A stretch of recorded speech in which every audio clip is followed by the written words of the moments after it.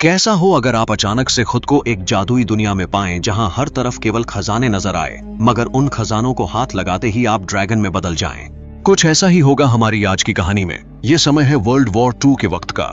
कहानी की शुरुआत लंदन में एडविन नाम के लड़के से होती है, जो वर्ल्ड वॉर 2 के वक्त आर्मी में इनलिस्ट होना चाहता है, मगर वो अभी 18 साल का नहीं हुआ था, इसीलिए उसे बच्चा समझकर वहां से भेज दिया जाता है। एडविन की एक बहन भी थी जिसका नाम लूसी था। लूसी अक्सर अपनी खूबसूरती को लेकर उदास रहती थी, क्योंकि उसे बाकी लड़कियों की तरह कभी अटेंशन नहीं मिलती थी। फिलहाल के लिए एडविन और लूसी अपने एक कजिन के साथ उसके घर पर रह रहे थे, जिसका नाम उस्तास था। उस्तास उन्हें बिल्कुल भी पसंद नहीं किया करता था और चाहता था कि वो दोनों जल्द से जल्द वापस अपने घर लौट जाएं। उस्तास को डायरी लिखने की आदत थी, जिसे लिखने के बाद वो अपने मोजे में छुपा कर रखा करता था। अब सब्जी और राशन लेकर एडविन और लूसी घर लौटते हैं, जहां उस्तास और उसके पिता मौजूद होते हैं। घर लौटते ही उस्तास उन्हें परेशान करना शुरू कर देता है। एडविन और लूसी को मिलाकर उन दोनों की फैमिली में 4 भाई बहन थे, जिनमें सबसे बड़े वाले का नाम पीटर और फिर उससे छोटी बहन का नाम सुसैन था, और लूसी उन सभी में सबसे छोटी थी। उन दोनों के लिए सनसान का एक लेटर आया था, जिसमें लिखा था कि देशों के बीच लड़ाई बेहद ज्यादा बढ़ चुकी है और वापस अमेरिका लौटना कुछ महीनों के लिए बिल्कुल भी पॉसिबल नहीं, जिसका मतलब था उन्हें कुछ महीने और गुजारने पड़ेंगे अपने खड़ूस कजिन उस्तास के घर। अब लूसी किसी एडवेंचर का जिक्र करती है जिस पर उनका सबसे बड़ा भाई पीटर मौजूद था।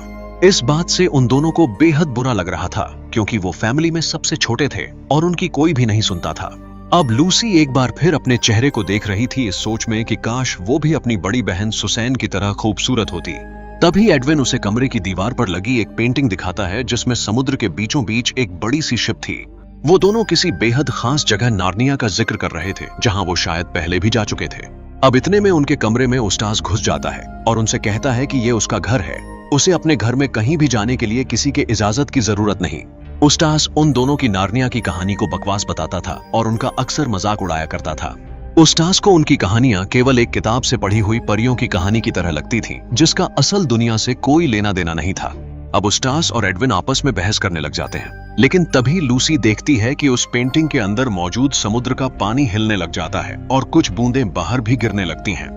जल्द ही उस पेंटिंग से ढेर सारा पानी बाहर निकलने लगता है और पूरा कमरा पानी से भरने लग जाता है और वो तीनों उस पानी में डूबने लगते हैं। पानी से बाहर निकलने पर वो खुद को एक समुद्र के बीच पाते हैं और उनकी तरफ एक बड़ा सा जहाज बढ़ रहा होता है। जल्द ही उन्हें समझ आ जाता है कि वो और कहीं नहीं बल्कि उसी खास जगह नार्निया में मौजूद हैं, और वो जहाज किसी और का नहीं बल्कि एक प्रिंस नाम के लड़के का था, जिसे एडविन और लूसी पहले से जानते थे। अब प्रिंस उन तीनों को पानी से बाहर निकालता है। एडविन और लूसी वहां आकर बेहद खुश होते हैं, मगर उस्तास उस जगह से बिल्कुल भी खुश नहीं होता। उस्तास के पानी से बाहर निकलने के बाद उसके शरीर पर एक बेहद बड़ा सा चूहा चढ़ जाता है, जो बोल भी सकता था। उस चूहे का नाम रिपीचीप था। उस्तास ये सब देखकर बेहद हैरान था, मगर बाकी लोगों के लिए ये कोई भी हैरानी की बात नहीं थी, क्योंकि रिपीचीप उनका दोस्त था और हमेशा उनके साथ उसी जहाज पर रहा करता था। उस जहाज पर केवल एक चूहा ही नहीं बल्कि एक बोलने वाला भैंसा भी मौजूद था, जिसे बोलता देखकर उस्तास बेहोश हो जाता है। अब प्रिंस जहाज पर मौजूद हर एक से लूसी और एडविन को मिलाता है और फिर वो जहाज किसी अनजान सफर पर निकल पड़ता है।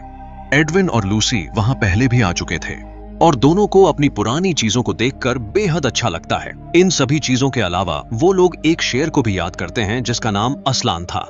अब प्रिंस एडविन को एक खास तलवार देता है जो उसे पीटर ने दी थी, मगर एडविन उस तलवार को लेने से मना कर देता है, जिसके बाद प्रिंस उसे उसका एक पुराना टॉर्च पकड़ा देता है। अब हम देखते हैं, प्रिंस उन्हें बताता है कि जब वो आखिरी बार यहाँ आए थे, तब उनके वापस लौट जाने के बाद प्रिंस और उसकी सेना ने नार्निया के सारे राज्यों को जीत लिया और हर जगह शांति और अमन छा गया। लेकिन जब हर जगह शांति और अमन छा ही गया, तो अब वो आखिर यहाँ करेंगे क्या?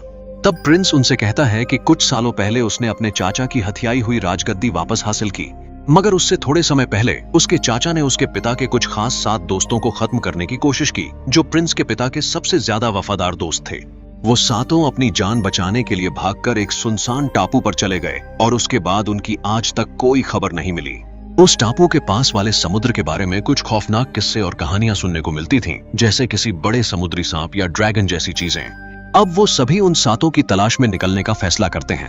अब रिपीचीप लूसी को बताता है कि उत्तर की तरफ कई किलोमीटर आगे एक ऐसी जगह आएगी जहां पूरी दुनिया खत्म हो जाएगी और वहीं असलान का देश मौजूद होगा, जहां केवल अमन और शांति होगी। अब एडविन और प्रिंस तलवारबाजी की प्रैक्टिस कर रहे होते हैं। कुछ ही देर बाद उस्तास भी वहां आ जाता है, जिसे अब होश आ चुका था।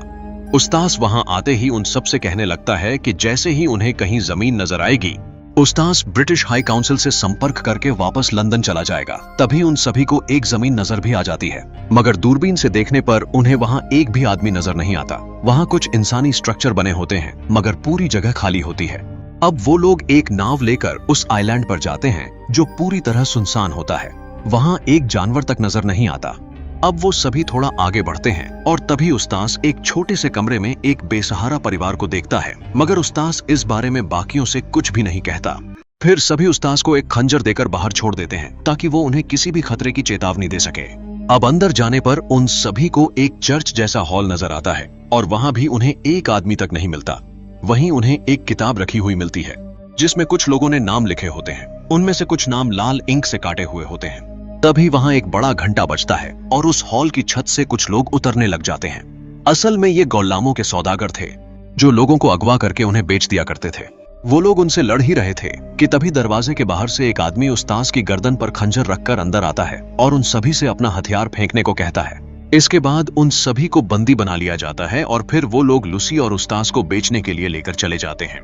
वहीं दूसरी तरफ एडविन और प्रिंस को कालकोठरी में बंद कर दिया जाता है। कुछ घंटे बीत जाने के बाद वो दोनों मिलकर उस कालकोठरी से निकलने के बारे में सोच रहे होते हैं। तभी उन्हें कालकोठरी के अंधेरे से एक आवाज सुनाई देती है। जाकर देखने पर वो एक बूढ़ा आदमी होता है जो प्रिंस के पिता के 7 खास दोस्तों में से एक होता है। वो बूढ़ा प्रिंस को देखते ही पहचान लेता है। तभी बाहर से चीखने चिल्लाने की आवाजें आने लगती हैं। एडविन कालकोठरी की खिड़की से झांक कर देखता है, तब वहां कुछ लोगों को जबरदस्ती कहीं ले जाया जा रहा होता है, जिसमें एक औरत भी शामिल होती है जिसका पति वहां मौजूद सैनिकों से उसकी बीवी को छोड़ देने की भीख मांग रहा होता है। वहां मौजूद सैनिक उसे पीट देते हैं और यह मंजर सभी हाथ पे हाथ धरे देख रहे होते हैं। वो आदमी अपनी बीवी से उसे वापस ढूंढ लेने का वादा करता है। अब उन सभी को एक नाव पर चढ़ाया जाता है और समुद्र में छोड़ दिया जाता है। थोड़ी ही देर में एक खतरनाक धुएं के बादल आकर उस नाव को अपने अंदर समा लेते हैं और वो नाव पूरी तरह गायब हो जाती है। अब वो बूढ़ा आदमी उन दोनों को बताता है कि कुछ समय पहले उत्तर दिशा में ये कोहरा सबसे पहले नजर आया था जब अचानक से समुद्र के बीच बीच मछुआरे गायब होने लगे थे। तब नार्निया के सभी राजाओं ने मिलकर एक फैसला किया कि सभी इस समस्या को जड़ से खत्म करेंगे और निकल पड़े। मगर कई महीने गुजर गए और लौटकर कोई भी नहीं आया। वो बूढ़ा बताता है कि अगर उन्हें खरीदा नहीं गया तो उन्हें भी इसी तरह उस कोहरे के हवाले कर दिया जाएगा। अब बोली लगाने की शुरुआत लूसी से की जाती है और जल्द ही उसे खरीद भी लिया जाता है। अब बारी उस्तास की आती है और उसे खरीदने के लिए कोई भी तैयार नहीं होता। इतने में वहां रिपिचिप और शिप का कैप्टन उन्हें बचाने आता है।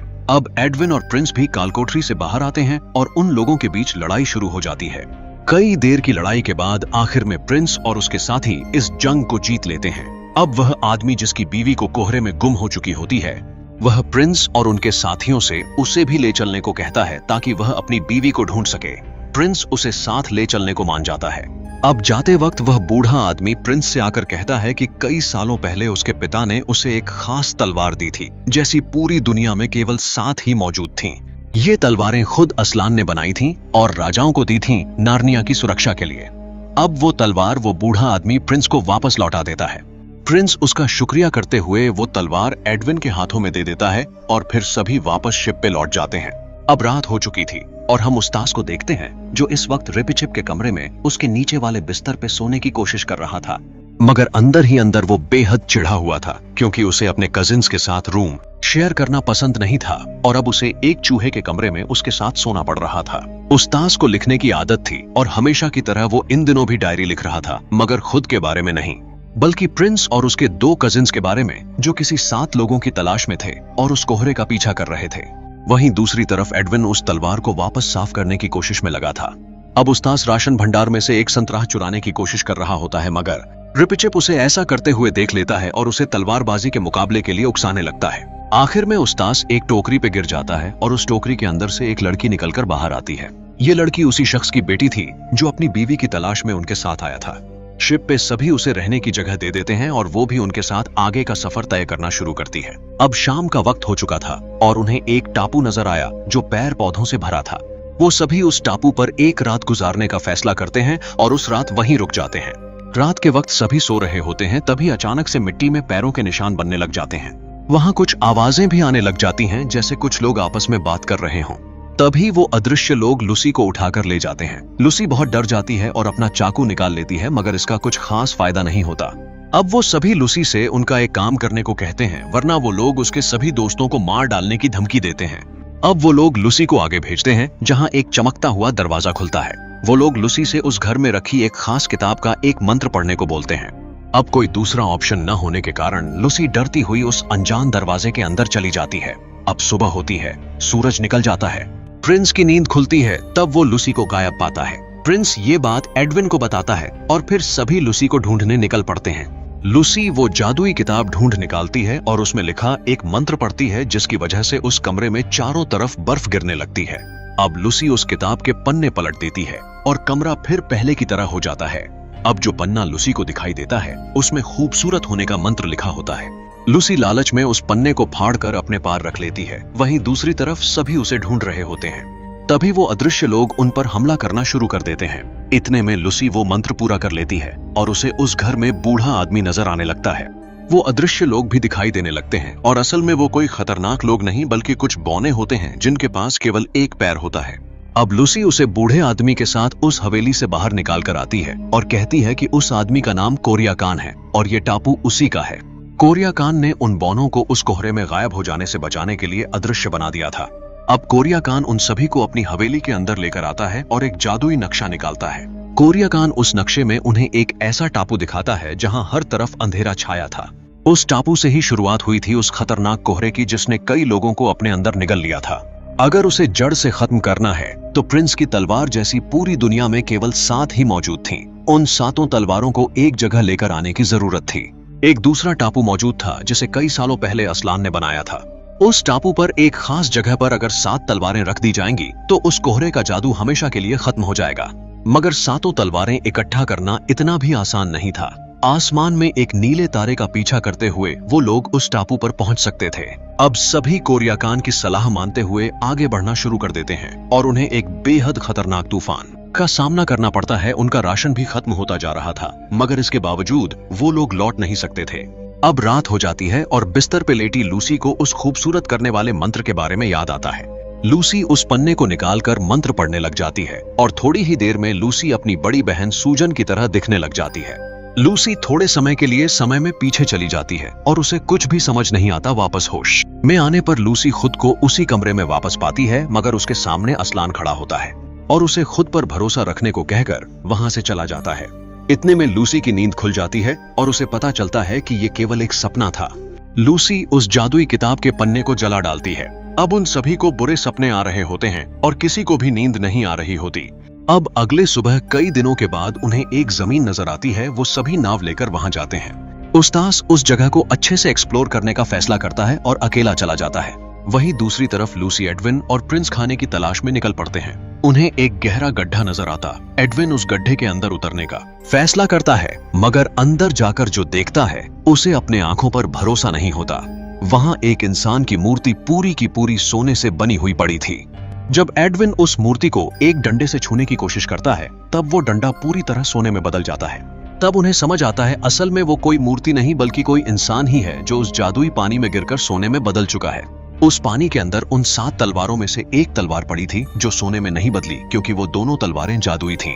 अब एडविन के मन में एक ख्याल आता है कि क्यों न इस जगह से सोना असल दुनिया में ले जाया जाए और अमीर हो जाया जाए। मगर प्रिंस उसे ऐसा करने से मना करता है और इस चीज पर एडविन को गुस्सा आता है। दोनों आपस में लड़ने लग जाते हैं, मगर लूसी बीच में आकर उन्हें रोकती है और कहती है कि ये जगह उन्हें लालच में फंसाकर अपने टारगेट से दूर करना चाहती है। कोरियाकन ने उन्हें इस चीज के लिए पहले ही चेतावनी दी थी। उन्हें जल्द से जल्द यहाँ से निकल जाना चाहिए। अब उस्ताद अकेला भटक रहा होता है कि तभी उसकी नजर खजानों के भंडार पर पड़ती है। उसका पैर फिसल जाता है और उस्ताद उन खजानों के बीच गिर जाता है। इतना सारा खजाना देखकर वो हैरान हो जाता है और लालच में आकर सारा खजाना इकट्ठा करने लग जाता है। तभी उस्ताद वहां एक कंकाल देखता है जिसके हाथों में एक सोने का ब्रेसलेट होता है, जिसे उस्ताद लेकर अपने हाथों में पहन लेता है। अब इतने में वहां कुछ अजीब सी आवाजें आने लग जाती हैं और वो कोहरा नजर आने लगता है जो लोगों को निगल लिया करता था। अब एडविन, प्रिंस और लूसी वापस नाव लौटते हैं जहां उन लोगों ने थोड़ा भूख खाने का सामान इकट्ठा करके रखा हुआ होता है, मगर उस्ताद कहीं नजर नहीं आ रहा होता। एडविन और प्रिंस जाकर उस्ताद को ढूंढने का फैसला करते हैं। तभी उन्हें वो खजाना मिलता है और उन्हीं खजानों के बीच उस्ताद के कपड़े जली हुई हालत में मिलते हैं। उन 7 तलवारों में से एक और तलवार उन्हें उस जगह पड़ी हुई मिलती है और साथ ही साथ एक इंसान का कंकाल भी मिलता है जो शायद प्रिंस के पिता के उन खास लोगों में से एक था। सभी शिप पे थे कि तभी उन्हें एक बेहद जोर की आवाज आती है। वो एक भयानक उड़ता हुआ ड्रैगन था जो आकर उनके शिप पे बैठ जाता है। वो सभी उस पर हमला करना शुरू कर देते हैं। वो ड्रैगन अपने हाथों में एडविन को पकड़कर ज्वालामुखी के पास ले जाता है जहां एडविन कुछ लिखा हुआ देखता है। असल में वो ड्रैगन उस्तास ही था जो उन सभी को ये बात बताने की कोशिश कर रहा था। उस्तास उस मायावी खजाने के चक्कर में अब एक ड्रैगन में बदल चुका था। अब वो लोग उस्तास नाव में लेकर नहीं जा सकते थे, मगर उसे यहाँ अकेला छोड़कर भी नहीं जाया जा सकता था। अब वो सभी एक रात वहीं गुजारने का फैसला करते हैं, मगर रात के वक्त उस्तास को नींद नहीं आ रही होती है। तभी रिपिचिप आकर उसे समझाने की कोशिश करता है और फिर ऐसे ही रात गुजर गई। सुबह होने पर उन सभी को वही नीला तारा नजर आया जिसकी दिशा में कोरिया कान ने उन्हें जाने को कहा था। मगर उस वक्त समुद्र में हवा का कोई नामो निशान नहीं था और शिप को आगे बढ़ाने के लिए सभी को मेहनत करने की जरूरत पड़ रही थी। तभी उस्तास उनकी शिप को अपनी पूंछ में फंसाकर शिप आगे बढ़ाने में मदद करता है। अब उस्तास उन्हें असलान की बनाई हुई खास टापू तक बेहद कम समय में पहुंचा देता है। वहां पहुंचकर वो सभी उस टापू पर अजीब सी मूर्तियां देखते हैं और एक सही टेबल देखते हैं जिसपे बहुत सारा खाना पड़ा होता है। तभी उनकी नजर कुछ लोगों पर पड़ती है जो उस जगह एकदम शांति से बैठे थे। उन्हें देखकर ऐसा लग रहा था मानो कई वर्षों से वो इसी जगह पर इसी तरह बैठे हों। ये तीनों भी प्रिंस के पिता के 7 खास मित्रों में से एक थे। वहां उन्हें 3 तलवारें भी मिल जाती हैं। साथ ही वो स्थान भी मिल जाता है जहां उन 7 तलवारों को रखना था ताकि उस कोहरे को हमेशा के लिए खत्म किया जा सके। वो सभी अपनी पास मौजूद सारी जादुई तलवारें वहां रख देते हैं, लेकिन उनके पास अभी भी एक तलवार की कमी रहती है।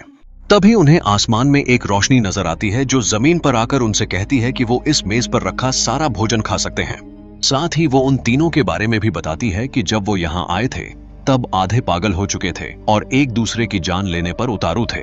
इसलिए असलान ने उन्हें गहरी नींद में सुला दिया, क्योंकि असलान अपने बनाए टापू पर किसी भी तरह की हिंसा नहीं चाहता था। मगर जैसे ही वो कोहरा खत्म होगा वो तीनों फिर से जाग उठेंगे। अब जहाज के सभी लोग खाना खाने लगते हैं। वहीं दूसरी ओर वो चमकती हुई लड़की सबको बताती है कि आखिरी तलवार उस टापू से पास वाले काले टापू पर है जहां पहुंचना कुछ मुश्किल है। सुबह होते ही सब निकल पड़ते हैं उस काले टापू की ओर। सभी अपने हथियार तैयार करने लगते हैं। जैसे जैसे वो लोग उस टापू के करीब पहुंचते जाते हैं आसमान के सभी बादल काले होते जाते हैं। प्रिंस सबको बुराई के खिलाफ लड़ने की हिम्मत देता है। अब वो कोहरा उनके चारों ओर फैलने लगता है। सभी को अजीब से इल्यूजन्स दिखाई देने लग जाते हैं। अब वो उस टापू के बेहद करीब पहुंच चुके थे और तभी उन्हें एक डरावनी आवाज आना शुरू हो जाती है जो उन्हें उस टापू से दूर रहने को कह रही होती है। टॉर्च का इस्तेमाल करने पर उन्हें पता चलता है कि ये भी उन 7 लोगों में से एक है जो इस टापू तक पहुंच चुका था। अब उस्तास उसे शिप पर लेकर आ जाता है। कुछ ही देर में वो प्रिंस को पहचान लेता है। अब क्योंकि तलवार उनके पास थी तो वो वापस लौटने का फैसला करते हैं। अब वो आदमी उन सभी से कहता है कि उन्हें अपने डर के बारे में नहीं सोचना चाहिए, क्योंकि अगर उन्होंने सोचा तो वो सब कुछ यहाँ सच होने लग जाएगा। अब एडविन का एक डर सच में बदलने लग जाता है और समुद्र से बाहर एक विशाल खतरनाक सांप निकल कर आ जाता है। अब उस्तास उस पर हमला करने की कोशिश करता है, मगर उस्तास भी उसके सामने कमजोर पड़ता हुआ नजर आता है। वो बुजुर्ग आदमी गलती से उस्तास पर अपनी तलवार से हमला कर देता है। उस्तास घायल होकर पास में ही एक छोटे आइलैंड पर चला जाता है। वहीं दूसरी तरफ वो सभी अब भी उस भयानक सांप से लड़ने में लगे होते हैं। वो सांप पूरी शिप को जकड़ने लगता है। अब एडविन उस सांप का ध्यान भटकाता है और प्रिंस उसे एक पत्थर से टकरा देता है। इतने में उस्तास की आंख भी खुल जाती है और वो असलान को अपने सामने पाता है। असलान उसे वापस पहले जैसा बना देता है। अब उस्तास समय न बर्बाद करते हुए आखिरी तलवार लेकर जाता है और उसे उसी जगह रखने की कोशिश करता है, मगर वह कोहरा उसे ऐसा करने से रोकता है। इसके बावजूद उस्तास किसी तरह उस तलवार को उसकी सही जगह रखने में कामयाब रहता है। उसके इतना करते ही सब कुछ वापस सही हो जाता है। काले बादल वापस चले जाते हैं और इसी तरह उनकी जीत होती है। वो तीनों भी अपनी गहरी नींद से जाग जाते हैं और आज तक जितने लोग उस कोहरे में खोए थे सभी वापस आने लग जाते हैं। उस इंसान को उसकी बीवी भी मिल जाती है। अब उस्तास वापस उनके पास लौट आता है और फिर उन्हें असलान का देश नजर आता है। अब वो लोग असलान के देश जाकर असलान से मिलते हैं। अब प्रिंस उसी दुनिया में अपनी आगे की जिंदगी बिताने का फैसला करता है। रिपिचीप भी उसी दुनिया में चला जाता है। अब लूसी, एडविन और उस्तास वापस असल दुनिया की तरफ लौट जाते हैं। पानी से बाहर निकलने पर वो लोग खुद को एक बार फिर अपने कमरे में पाते हैं और धीरे धीरे सारी चीजें वापस पहले की तरह हो जाती हैं। अब उस्तास भी सुधर चुका होता है और नार्निया एक बार फिर उनकी यादों में रह जाता है। हमारी कहानी यहीं खत्म होती है। जाते जाते हमारे चैनल को सब्सक्राइब करना बिल्कुल भी ना भूलें।